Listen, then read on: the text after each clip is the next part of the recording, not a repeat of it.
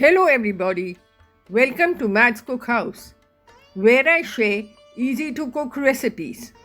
Today I'll be sharing the recipe for the Dhaba Style Paneer Bhurji, buttery soft crumbled paneer in a rich lip-smacking gravy.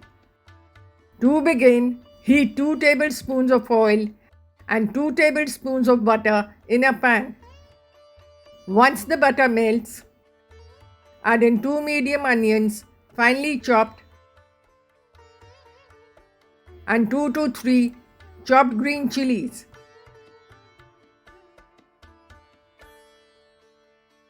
Saute until translucent.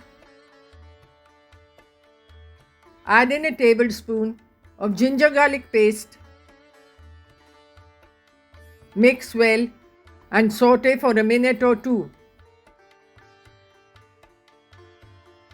Add in the dry masalas, 1 teaspoon salt, 1 teaspoon Kashmiri red chili powder, quarter teaspoon turmeric powder haldi, 1 teaspoon cumin powder jeera, and 1 teaspoon coriander powder dhania.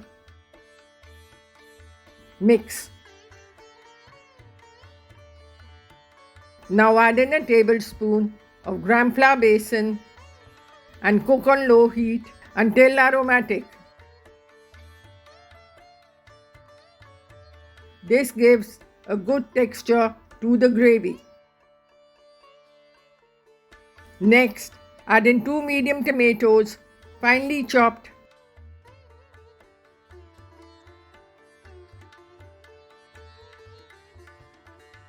Cook until they soften and oil starts appearing on the sides. Add some water and adjust the gravy as per your taste. Add in 200 grams crumbled paneer and mix well.